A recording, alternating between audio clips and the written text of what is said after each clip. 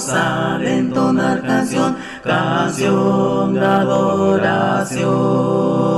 Y aunque el mundo goce en tentación, alcance salvación.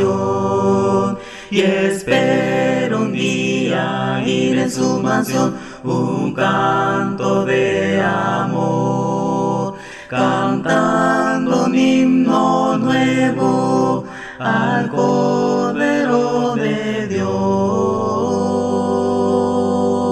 Yo quiero oír ángeles cantando, diciéndome a la mansión de Dios. Yo quiero oír las suaves alabanzas y dulces voces a una voz. Yo quiero oír ángeles cantando de nuestro Señor Jesucristo, y el cual también se había dormido, no había podido permanecer despierto mientras Jesús le había pedido que orasen en el Getsemaní. Juan creció en la sinagoga, tenía influencia al parecer en Jerusalén. Lo puedes ver por la manera que tiene el acceso de poder estar muy cerca de la casa de lo que era en aquel momento el sumo sacerdote. La casa se encuentra en la colina de lo que se conoce el día de hoy como el Monte Sión, en la parte de los ricos, en el vecindario de los sacerdotes que cruzaba en un puente al Monte Moría, lo que sería Jerusalén, el lugar donde estaba el templo. Y Jesucristo había sido llevado desde el Getsemaní a través del valle de Cedrón, del valle Cedrón o de Yoshafat, y había entrado y se había llevado hacia esta casa de este sumo sacerdote para cuestionarlo a altas horas de la madrugada. Era muy noche, no lo podían hacer. La propia tradición judía decía que no se podía juzgar a alguien en la noche, pues la noche para ellos son las tinieblas, es injusticia y es mentira. Sin embargo, la impaciencia de juzgar a nuestro Señor Jesucristo era tanta que tenía que ser esa noche y tenía que ser en ese momento, especialmente porque se acercaba ya próximamente lo que sería el día de reposo y el inicio de lo que sería la fiesta de los panes sin levadura. La Pascua se acababa de celebrar una noche antes. Y era este Juan que había crecido entre judíos, entre sinagogas, que hablaba muy bien arameo y hablaba muy bien hebreo, y lo hablaba tan bien que podía identificarlo de tal manera en las sinagogas. Y había una palabra que había escuchado todas las mañanas, porque los judíos todas las mañanas recitan esto que se encuentra en Deuteronomio capítulo 6, versículo 4, Shema, oye Israel, Jehová nuestro Dios, Jehová uno es. Así se levanta el judío, levanta las manos hacia el templo y así ora. Lo hace a mediodía y lo hace aún al final de la noche, no solamente en los tiempos de Juan, aún en los días de hoy, en los tiempos de hoy. A través de todas las sinagogas, no solamente en México, en Estados Unidos, en Europa y sobre toda la faz del mundo, así lo hacen. Es una palabra que escuchan constantemente, una palabra que estaba impregnada totalmente en Deuteronomio capítulo 6, versículo 4. Una expresión con la cual iniciaban los servicios en la iglesia de Cristo primitiva. Y ahora Juan se ha transportado desde el lugar que conoce muy bien, en la tierra prometida en Canaán, en Galilea, y ha viajado, ha salido. ¿Sabes tú? El judaísmo, especialmente los judíos cristianos, empezaban a ser mal vistos por parte del imperio, por parte de los romanos. Un gobernador que se llamaba Tito se había acercado a la ciudad y este estaba próximo a destruir totalmente lo que era el templo y la ley de Moisés, según dice Hebreos capítulo 8, verso 13. Y Juan había salido, y había salido porque Jesucristo desde la cruz le había encargado a su mamá, a María, he aquí tu madre, he aquí tu hijo, dice el Evangelio de Juan. Y Juan había salido y había llegado a esta hermosa ciudad de Éfeso, y por primera vez se inundaba en una cultura que no entendía. Algo tal vez que nos pasa a nosotros cuando venimos por primera vez a este país, donde las cosas son distintas, donde se habla un idioma distinto, donde las prácticas son constantemente contrarias tal vez a lo que hemos experimentado desde que crecimos de pequeños, ya sea en Centroamérica, Sudamérica o México, y venimos a un país, y eso fue lo que encontró Juan. Se encontró con una serie de discípulos por todo lo que se llama el Asia Menor. Y este Juan, dice ahí Apocalipsis 1:9, es el cual nos presenta la Escritura. Dice, yo Juan, vuestro hermano. Pero reiteramos, ¿quién era este Juan? Juan fue quien escribió, al parecer, el cuarto evangelio, el evangelio que tiene su nombre, el evangelio según Juan. ¿Quién es Juan? Juan es quien era, al parecer, reitero, hijo de Zebedeo. Y no solamente de Zebedeo, era hermano de Jacobo el mayor. ¿Quién es Juan? Juan, un hombre que creció en la parte norte del mar de Galilea, un pescador, pero que su padre tenía influencias económicas, y lo podemos ver por el contexto de los evangelios. ¿Quién era Juan? No solamente un discípulo amado, como él se llama en su libro, sino que era un discípulo que había estado en los momentos más importantes de la vida del Señor Jesús. No los apóstoles, no los discípulos, no los 12 estuvieron en esos momentos, era Juan. Juan fue quien estuvo en la transfiguración, en el monte que se encuentra enfrente de lo que es la ciudad de Nazaret, enfrente del valle de Jezreel, el valle de Megido, como se le llama en otras partes. Juan era el que estaba en la crucifixión, todos se habían ido, salvo Juan. Juan estaba presente, para Juan era importante. Juan fue el que escuchó una de las últimas cosas que delegaba Jesucristo cuando le dice, mujer, he aquí tienes tu hijo. Juan 16, 26, 27. Ese era Juan. Pero ¿cuál era el entorno en que vivían, hermanos? El primer siglo, en aquellos tiempos, vivía un ambiente muy similar al que se está viviendo aquí en los Estados Unidos. Un ambiente de muchos cambios, un ambiente de mucha prosperidad, un ambiente de mucha idolatría. Y lo que va a explicar Juan por parte del Señor Jesucristo en los primeros 3 capítulos de Apocalipsis es el estado en que tú y yo nos encontramos el día de hoy.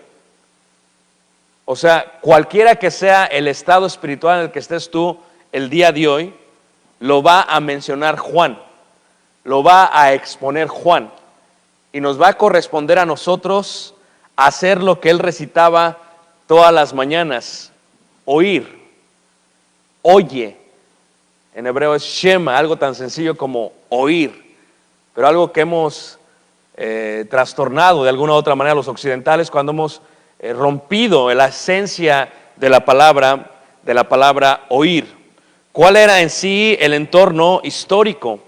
Los romanos veían el cristianismo, a la iglesia de Cristo, desde el año 33, solamente como un judaísmo nuevo. No lo veían con amenazas. El imperio de esa manera lo veía. Pero los cristianos empezaron a cuestionar la doctrina aceptada por todas las sinagogas en la dispersión o diáspora en todo lo que se llama Anatolia o Asia Menor. Y no solamente eso, empezaron a cuestionar el culto directo al emperador romano.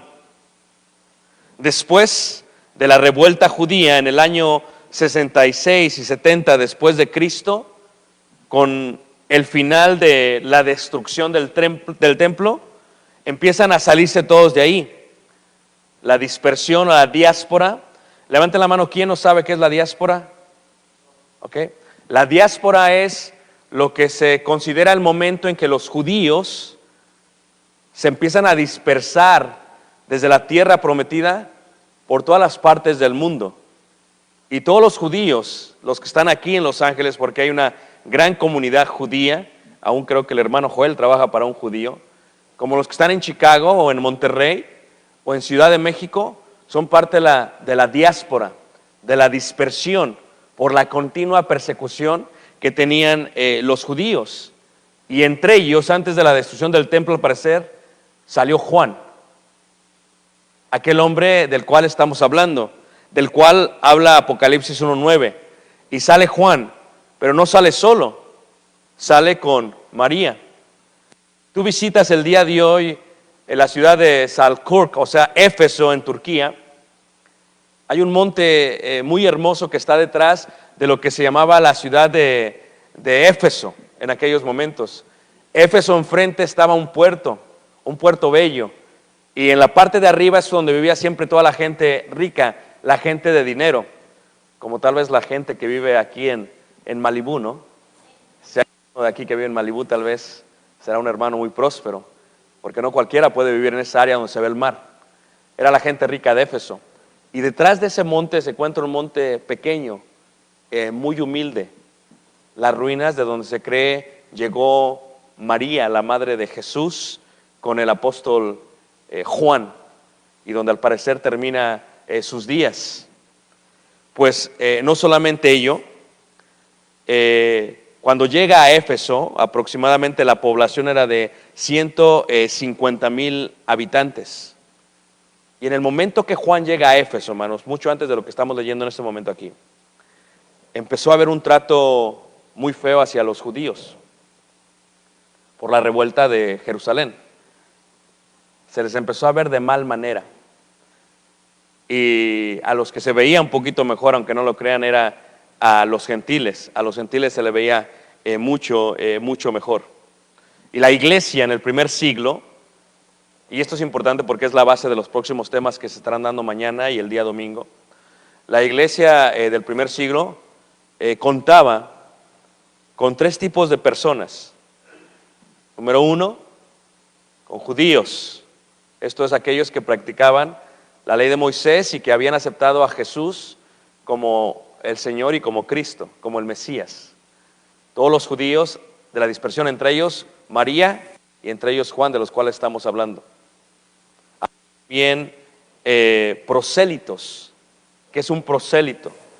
Un prosélito es aquel gentil que no es de descendencia hebrea y decide empezar a practicar la ley de Moisés, y a través de los 6 pasos se convierte en un judío, y después de convertirse en un judío va a ser parte de la iglesia del Señor, de la iglesia de Cristo. Y finalmente, entre nosotros la mayoría, eso creo yo, venimos nosotros, los gentiles, nosotros que no teníamos ningún linaje, o que si lo tuviésemos no sabemos dónde lo podemos encontrar. Nosotros que estábamos sin Dios y sin esperanza, según las cartas del apóstol Pablo. Nosotros que no tenemos descendencia, que nuestros antepasados quedaron en el olvido, que no sabemos a veces ni quiénes somos, que tenemos que tomar una prueba de ADN para saber si venimos de Europa, si somos españoles como muchos dicen, o si tal vez seamos de algún otro lugar más importante como Irlanda o Escocia o Suecia tal vez. Venimos nosotros que estamos perdidos en el tiempo, perdidos en la historia, y de pronto en un momento de la historia, en un momento de la eternidad, Dios decide llamarnos y nos hace parte de la iglesia del Señor. Y esa era la iglesia en el primer siglo. Pero cuando Juan llega a Éfeso, el problema con la iglesia era que la iglesia había cambiado. La iglesia ya no era la iglesia que era cuando había llegado el apóstol Pablo y cuando se había establecido por los cristianos. La iglesia era distinta. Habían pasado varios años. Las sinagogas se habían transformado en lugares de reunión de la iglesia primitiva. La gente estaba prosperando, la gente tenía muchísimo dinero. No solamente la población era de 150,000, ¿verdad? Pero a los judíos fue peor que a los gentiles. Y para la llegada de Juan, las iglesias de Cristo habían perdido fuerza. Primero a causa de las disensiones que había entre los judíos y los gentiles. Porque aunque no lo crean, no se querían los judíos y los gentiles. Tenían muchos problemas que Pablo trató de arreglar a través de sus cartas. Y no solamente eso. Además de ello, Juan se da cuenta que habían adaptado varias prácticas paganas, prácticas de las religiones griegas, ya se habían influenciado dentro de las iglesias de Cristo, no solamente en Éfeso, hermanos, sino también en Sardis y en Esmirna y en Pérgamo, donde estaba el trono de Satanás, que el día de hoy se pueden ver las ruinas todavía, y no solamente en Sardis. Era tanta la prosperidad que había sucedido en aquellos tiempos que la gente iba creciendo. Había crecido muchísimo la iglesia, Pero para el tiempo que llega el apóstol Juan, la iglesia empieza a perder su fuerza, como que parece algo familiar. Estados Unidos, en los años 50, no había iglesia que no creciera más que la iglesia de Cristo, hermanos. El enfoque al evangelismo era tan increíble que la iglesia triplicaba sus números en la década de los 40 y en la década de los 50. Se empezaron a edificar edificios por toda el área de California, entre ellos aún uno de estos como el que estamos el día de hoy. Y había una visión tan grande de evangelizar no solamente el país, sino todo el mundo. Las obras en Estados Unidos empezaron a apoyar a la mayoría de los misioneros de México, de Centroamérica y de Sudamérica. El día de hoy 73% de todas las iglesias de Cristo en todo el mundo, de los misioneros, dependen de las iglesias de Cristo de este país. Se habían vuelto poderosas, de tal manera que no había problema. Van a edificar un edificio como estos, lo hacemos así. Necesitaban colocar una escuela en Malibú, lo hacemos así. Necesitamos poner una escuela en San Diego, lo hacemos así. Y edificaban edificios y eran prósperos. Pero, ¿dónde están las iglesias el día de hoy, hermanos? Donde había más de 1000 miembros, se ha reducido a 100, a decenas, y están desapareciendo. Es más, la obra anglosajona empieza a regalar sus edificios, no solamente porque aman la obra del Señor, pero sobre todo porque no las pueden mantener, hermanos. No pueden sostener ni siquiera los pagarés de utilidades, del gas y de la luz. ¿Dónde están sus nietos y sus bisnietos? Uno de esos misioneros llegó a Roma cuando inició una vez más la iglesia de Cristo en el país de Italia, y yo hablando con el predicador de allá que se llama Estéfano, digo, hermano, ¿qué ha pasado con la obra el día de hoy? Dice, es que en los años 40, en los años 50, en los años 60, dice, mi padre dice que fue el primer cristiano después de que regresa a la iglesia de Cristo en el país de Italia. Mi padre tenía que rentar un teatro para que viniera la gente y escuchara el evangelio. Y la gente venía, a pesar de ser perseguida por la iglesia católica romana. Dice, hace solamente unas semanas hicimos una campaña y pusimos cartelones en todos lados, en el metro de la ciudad, en el underground de la ciudad de Roma, dice. Y solamente vinieron 3 personas. Digo, ¿qué ha pasado? Dice, el problema del día de hoy, dice, catolicismo. El problema del día de hoy, dice, es que la gente ya no cree en Dios.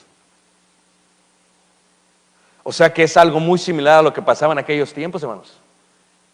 Las peleas que tenían los judíos y los gentiles hacían que las iglesias se fueran debilitando. De tal manera que habían perdido totalmente el enfoque. Y lo que una vez fue gloria para todo lo que es el Asia Menor. ¿Saben lo que significa Asia Menor, hermanos? Levanten la mano, ¿quién sabe qué significa Asia? ¿Quién no sabe? Levante la mano más o menos. Asia significa donde nace el sol. ¿Ok? Así lo vean ellos. Donde nace. Y toda esta área había sido próspera. Y entre ellos específicamente esta sección de aquí, hermanos. La parte que se encuentra en el mar Egeo. Era próspero. La gente rica ponían mucho dinero para las ciudades. Se restablecían las calles. Se ponían foros. Se ponían templos a los dioses. La gente ponía muchísimo dinero a la infraestructura del país. Y la gente empezaba a mirarse, ya más no por la gente que era, sino por las cosas que tenían. La gente se empezó a hacer muy soberbia, muy vanagloriosa. Y ese es el contexto en el que estaba pasando la iglesia de Cristo primitiva. Que fue Asia Menor. Gracias a su situación geográfica en el imperio, el nivel económico social creció de tal grado que se disfrutaba una gran prosperidad. como lo que hemos vivido estos últimos 4 años, ¿no lo creen, hermanos? Donde, díganme, ¿quién no tiene dinero en Estados Unidos? Solamente los predicadores de la Iglesia de Cristo, ¿verdad? ¿Quién no tiene dinero en Estados Unidos? Toda la gente tiene dinero, hermanos. Y si no tienen dinero, tienen crédito. Y si hay un problema con una calle, la destruyen y la vuelven a hacer. Y todavía no está destruida, la vuelven a hacer otra vez y la hacen otra vez. Y hacen autopistas, y hacen edificios, y hacen estadios. Y es el tipo de vida que tenemos el día de hoy, la prosperidad que tenemos mucho. Pero como ellos estaban precisamente en ese lugar, como estaban en la ruta de la seda, hermanos, el dinero fluía en ese lugar. Mientras las fronteras del imperio batallaban, ahí fluía el dinero. Y no solamente fluía el dinero, fluía la idea de poder ser sanada, fluía la idea, hermanos, de tener y poder hacer. Cuando un terremoto destruye la ciudad de Laodicea, la destruye totalmente, hermanos. Dice el Imperio Romano, por ley romana, vamos a ayudarles a reedificar. Y dicen los de Laodicea, no, dice, nosotros no necesitamos dinero. Nosotros la podemos volver, ¿qué? A reedificar. Y después de 16 terremotos por 500 años, la iglesia fue reedificada por la propia, ¿qué? Iglesia del Señor. Reedificó todo su lugar, hermanos. Se destruía el edificio, lo volvemos a alzar. Y no tomamos nada de los romanos. Nosotros lo podemos, ¿qué? Hacer. Muy similar a lo que pasa el día de hoy. Pero Juan dice, yo Juan, vuestro hermano y copartícipe vuestro en la tribulación, en el reino y en la paciencia de Jesucristo, estaba en la isla llamada, ¿qué? Patmos. O sea, ser predicador en el tiempo de Juan en Éfeso no era un crimen capital que se castigara por el destierro. Las leyes de los romanos, la ley 18 del Código 206 dice, no es que tiene que ser pagado con destierro.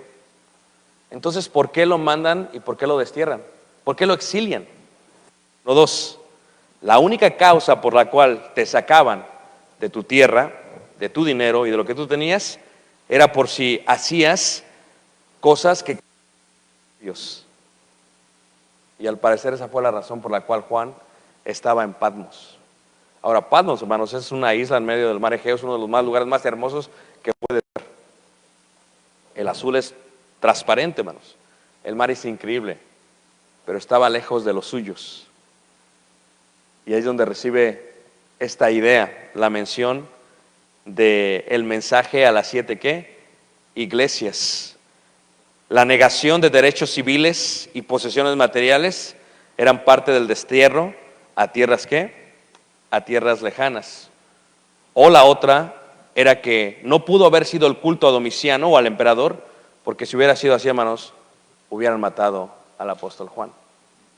Por lo tanto, se cree que fueron los disturbios lo que hicieron que lo mandaran, hermanos, hacia la isla de Patmos. Pero hablemos de Juan y empecemos a comprender esta idea de oír. Apocalipsis capítulo 2, versículo 7 dice, el que tiene oído, oiga. Apocalipsis 2, versículo 11 dice, el que tiene oído, oiga. Apocalipsis 2, versículo 17 dice, el que tiene oído, oiga.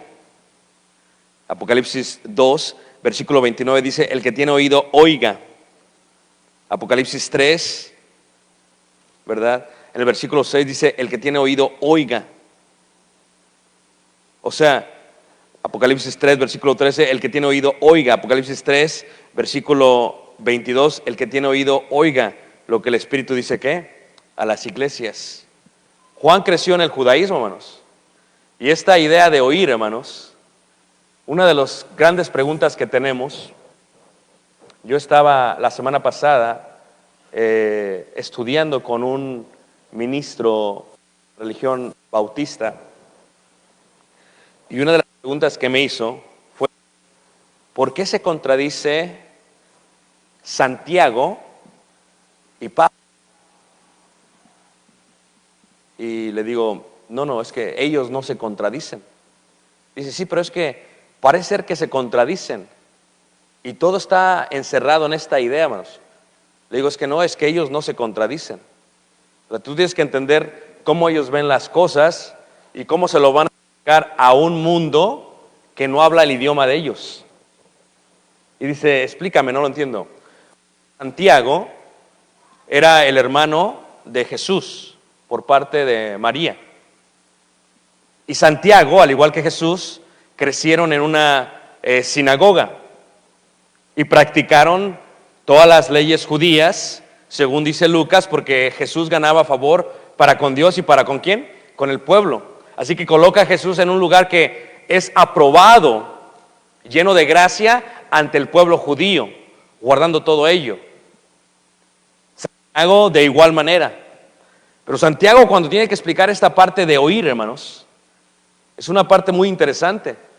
Si estamos ahorita en este recinto más de personas, lo que les quiero decir es que mucha gente ya me dejó de oír. Ya yo, mejor dicho, todavía me oye, pero no me oye. Y dices, ¿qué quiere decir eso? ¿Nunca te has preguntado cómo es que podemos predicarle a más de 200 personas cada domingo y cada domingo? Y hay gente que responde a lo que le decimos, hay gente que obedece la palabra de Dios, hay gente que no obedece, encuentra el secreto. Todo está en la idea de la palabra oír, hermanos. Lo que recitaba Juan desde pequeño tiene que ver con esta idea de oír. Oye. El que tiene oído, oiga. La pregunta sería, ¿cuántos de aquí tenemos oído? Levanten la mano, hermanos. Todos. Entonces, ¿de qué quiere hablar? ¿De qué habla Jesús? ¿Cómo que tiene oído, oiga? O sea, si todos estamos oyendo, tiene que ver, hermanos, con el contexto cultural judío en la palabra oír, la cual usó Jesús mucho tiempo. Primero, la palabra oír se decía en aquellos tiempos Shema, palabra que utilizaban los judíos. En el hebreo Shema. Shema es oír. Pero Shema, oír, no es simplemente la acción de oír los sonidos de las ondas que van de un lado para otro. Tú me hablas, yo te oigo. Judío, eso no era Shema. Oír no era eso. Para el judío, oír tenía que ver con cómo se aceptaba esa palabra. Para el judío, oír no solamente era oír las ondas del aire en mi oído, la parte mental, no era obedecer a lo que se está diciendo. Es más, cuando ves el Antiguo Testamento, la palabra Shema en Deuteronomio 11:13 se traduce ya no como oír, sino se traduce como obedecer. Si obedecieres cuidadosamente a mis mandamientos que yo os prescribo. Esa palabra, si obedecieres, es la palabra Shema. Eso indica que Shema no solamente es oír, Shema es también ¿qué? Hacer. Shema es obedecer. Si viéramos Éxodo 24, versículo 7, dice, haremos todas las cosas que Jehová ha dicho y obedeceremos. La palabra obedeceremos es Shema, es oír. Pero oír no solamente es oigo, es obedecer. Imagínense, hermanas, o hablo con los varones si me permiten. Imagínense, hermanos, que sus esposas no solamente oigan, sino Shema. ¿Me están entendiendo? ¿Pueden imaginarse, hermanos? ¿Nunca le has dicho algo a tu hijo que haga algo y digas, hijo, saca la hijo, barre aquí, hijo, haz esto? ¿Y qué hace tu hijo? ¿No lo hace? Y le dices, ¿me estás oyendo? Y dice, voltea y dice, sí. ¿Por qué no Shema? ¿Por qué no obedeces? Porque el judío, hermanos, la palabra oír no solamente es aquí, es hacer algo al respecto. Para el judío, entonces, oír era más que eso. Ellos era ¿qué? Era obedecer. Cuando David escribe el Salmo, capítulo 4, en el verso 1, David hace algo muy interesante y utiliza de igual manera la misma palabra. Fíjate cómo dice ahí el Salmo, capítulo 4, verso 1. Dice Salmos, capítulo 4, verso 1. El Salmo son los libros de los judíos, son los cantos de los judíos, son 5 himnarios conectados en un solo libro. Y dice Salmos, capítulo 4, verso 1. Yo creo que todos lo hemos escuchado, ¿va? Y dice así David: respóndeme cuando clamo, oh Dios de mi justicia. Respóndeme cuando clamo, oh Dios de mi justicia. Cuando estaba en angustia, tú me hiciste ensanchar. Cuando estaba en angustia, tú me hiciste ensanchar. Ten misericordia de mí y oye. ¿Acaso Dios no oye todo, hermanos? Y lo que está diciendo David es Shema. Es la palabra que utiliza aquí en hebreo. Porque Shema es, Señor, haz algo al respecto. Toma acción de lo que te estoy pidiendo el día de hoy. Ahora, cuando viene a la parte de los evangelios, como en Lucas 1:13, tu oración ha sido oída, indica no solamente que Jesús la oyó, sino que se ha hecho algo ¿qué? Al respecto. Cuando viene la parte del Salmos 81, oye pueblo mío y te amonestaré. Israel, sí, como condicionalmente, si me oyeres. Qué hermoso, hermanos. ¿Qué pedimos los predicadores? ¿Qué pedimos los maestros de sino los hijos de Dios? Shema. Algo tan sencillo, hermanos. ¿Tú puedes imaginarte qué sucedería si cada que predicamos un mensaje de la palabra de Dios, si todos Shema? ¿Qué diferente sería la iglesia, hermanos? ¿Puedes imaginarte? ¿Puedes captar la idea? Si no solamente la iglesia oyera, sino que obedeciera lo que se le está diciendo. Por eso, cuando Jesucristo tenía esta expresión, dice Marcos 4:9, dice, el que tiene oídos para oír, ¿qué? O sea que en estos 3 días, mientras procuramos venir y adorar a Dios y oír su palabra, hermanos, nosotros tenemos la respuesta a el cambio de la dirección de la iglesia. Dios nos va a decir en qué situación espiritual estamos, incluyendo a todos los predicadores, hermanos. Todos estamos en una de estas 7 situaciones. No nos podemos escapar. Y la palabra de Jesús es, el que tiene oídos, ¿qué? Pero oiga, no es solamente aquí, porque va a decir el hermano, yo oí bien al hermano, yo lo oí perfecto. Pero lo que está diciendo la Biblia es, el que tiene oídos, obedezca. Entonces ya cambia todo el sentido. Cuando Santiago, hermanos, el hermano de Jesús, escribe a los occidentales, a los de la dispersión, era gente que estaba acostumbrada ya en el idioma griego. ¿Cómo hemos perdido nuestros jóvenes en la iglesia? Saben que la vida se vuelve a repetir, hermanos, y nos está pasando a los latinos en Estados Unidos lo que le pasó a los anglosajones en los años 60 y 70. Es exactamente el mismo caso, hermanos, con diferente idioma solamente. Saben ustedes, hermanos, que muchas de las iglesias latinas empiezan a sufrir lo que sufrieron los anglosajones en la década de los 60. Nuestros hijos ya no están en la iglesia, pero oyeron todos los sermones, pero no Shema todos los sermones. ¿Sabes tú que estamos próximos a desaparecer si no hacemos algo al respecto? ¿Y por qué, hermanos? ¿Será porque nuestros hijos tienen mucho dinero? ¿Será porque han prosperado como los de la Odisea? ¿Será porque cambian un cuarto y lo vuelven a porque ya no saben qué hacer con su dinero o con sus préstamos? ¿Será porque han venido a ser muy grandes, tan grandes que Dios no cabe en el mundo de ellos? Como que todo se vuelve a repetir. La misma situación que pasaba en Apocalipsis era así. Y cuando Santiago escribe a una iglesia que se estaba perdiendo, dice, no solamente ser ¿qué? Oidores. O sea, Santiago, si le hubiera dicho en hebreo, hubiera dicho solamente Shema, hermanos.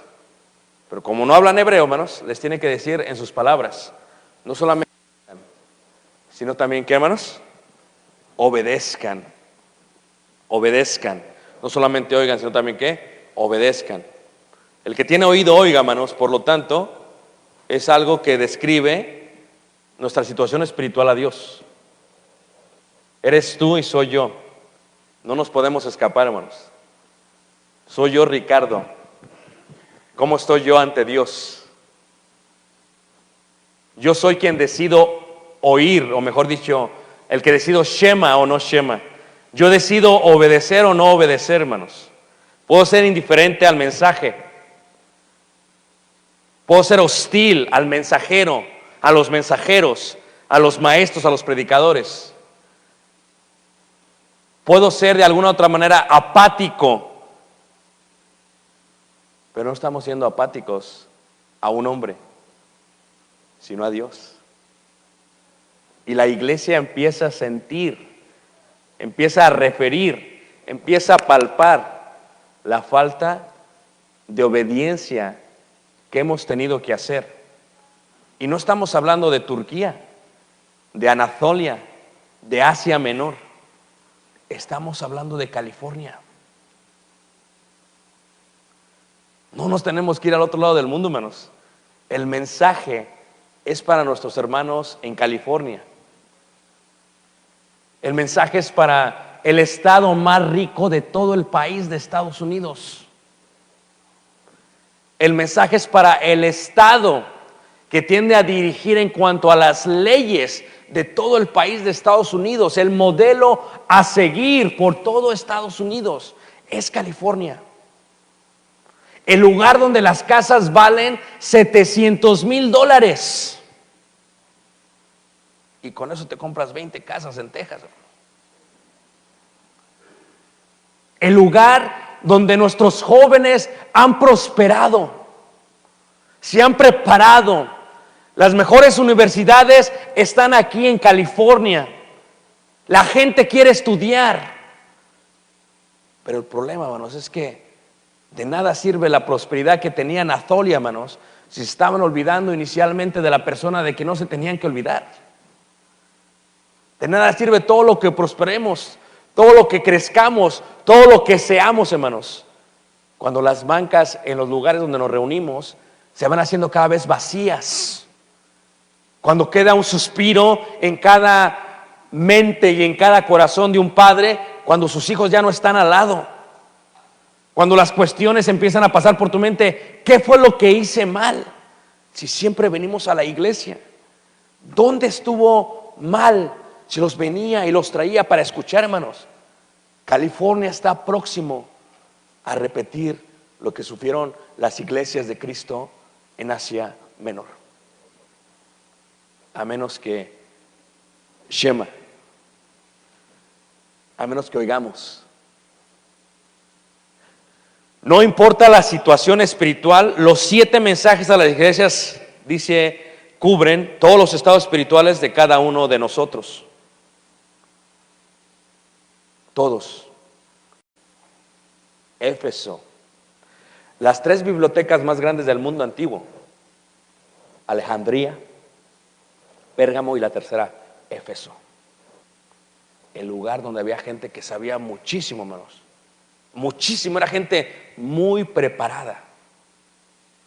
Y cuando venía un miembro fuera de esa región, revisaban para ver si todo era correcto. Pero ¿de qué servía que Éfeso hiciera todo eso, hermanos? Cuando Éfeso había perdido el primer ¿qué? Era un fariseísmo del Nuevo Testamento. Era aplicar la ley, pero ya no amar a quienes están recibiendo la ley. Era volverse a repetir una vez más. ¿De qué servía eso cuando Esmirna era pobre en la parte secular, pero había muchos judíos que ni siquiera eran miembros de la iglesia del Señor? ¿De qué servía si Pérgamo era una ciudad que estaba en una montaña, pero la mayoría de los que según eran miembros de la iglesia practicaban la adoración al emperador y practicaban la adoración al trono de Satanás y comían de cosas sacrificadas a los ídolos? Tiatira, cómo nos está afectando en el siglo de hoy, hermanos, donde la mujer ha perdido la esencia de la escritura por encontrar una satisfacción en donde nunca se va a encontrar, y la mujer ha perdido la esencia de lo que es ser mujer. queriendo buscar ser hombre. Y cómo no se ha perdido eso, no solamente en la sociedad, pero en la iglesia, ¿sí, hermanos? No importa la situación, el mensaje es para nosotros. Y queremos invitarte estos próximos 2 días. El mensaje no es para las iglesias de Cristo en Asia Menor. No es para Éfeso solamente, no es para Esmirna, no es para Pérgamo, Tiatira, no es para Sardis, no es para Filadelfia, no es para la Odisea. El mensaje es para Montebello. Y el mensaje es para todo y cada una de las iglesias de Cristo que están en California, porque estamos en una situación muy similar a la que estaba en aquel tiempo la iglesia de Cristo del Señor. Quiero acabar con esto, hermanos. En el mes de junio, hace 2 meses, fuimos a Turquía. Y estuvimos en Éfeso, en Sardis, en Tiatira, en Pérgamo. El año pasado estuvimos en la Odisea.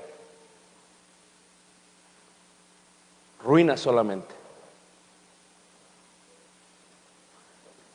Y en las nuevas ciudades al lado de ellos, como Kayseri, como Salduk, todas ciudades turcas, hermanos, no hay ni una iglesia de Cristo.